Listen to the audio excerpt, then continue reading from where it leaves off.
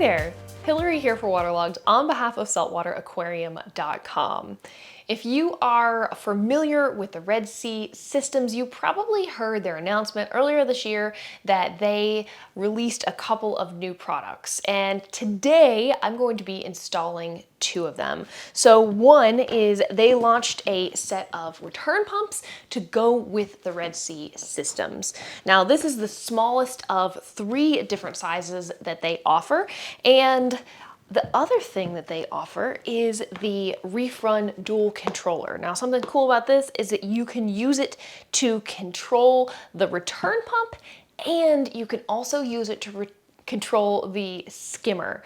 So that is one way to use this controller. Another way to use it is if you are having a large enough tank with 2 return pumps, you can use this to control both of those returns.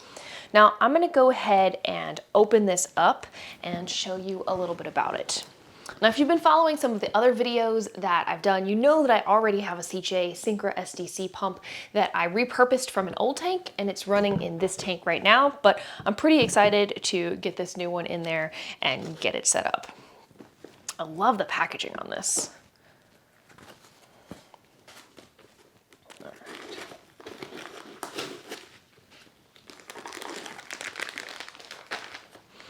Now, something that's really cool about the CJ pumps is that you have a bunch of different pieces. That it shows you all of that in this instructional book, but I like it because it gives you options when it comes to plumbing it.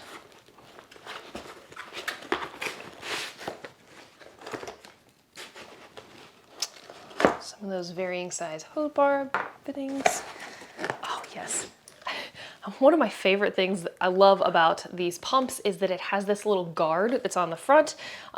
This thing works 2 different ways. Well, I'm gonna call it 2 different ways, I may be wrong. But one, it's gonna help to keep the pump from pulling air. So if you put this guard down so that the solid part is up, it's not gonna suck any air. But I also like it because there's hopefully not gonna be any snails or any large chunks of detritus or anything you might be keeping in a refugium, hopefully should not get caught up in the pump. And I like that. Not all pumps that are out on the market have this feature, so I appreciate that.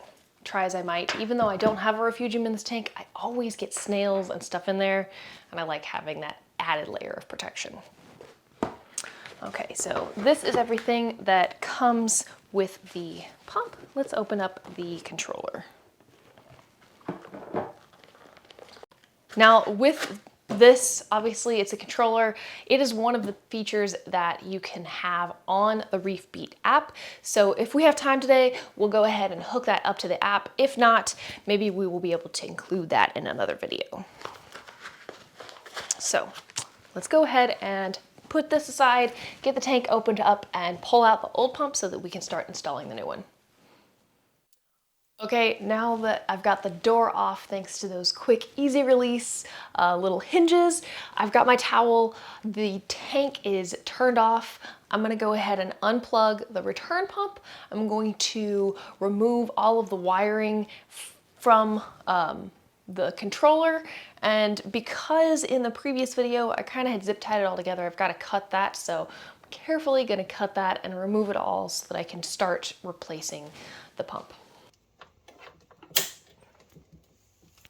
Okay, as you can see, I have got the old pump out and the new pump is ready. Now, one great thing, because I already had a CJ pump and the new one's a CJ pump, the connector will sit right on. It's the same pieces, it screws in super easily, so I don't have to change any of this out, which is really nice.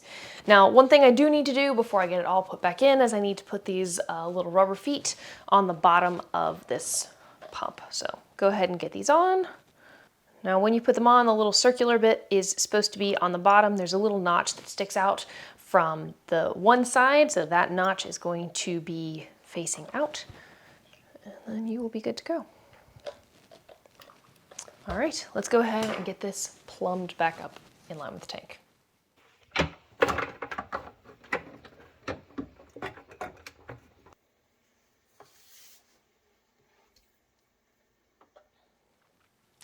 Now that I've got the pump back in place, I'm gonna put all the wiring together so that I can see how long it is, just so I know how much I need to leave so that I can route it and have good cord management.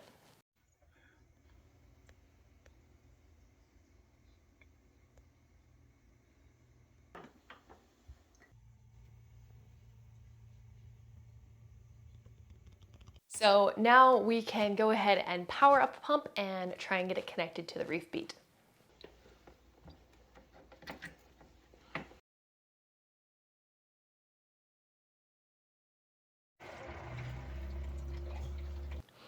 Okay, well, you can see that the pump is up and running and the tank is back on like it didn't even miss a beat.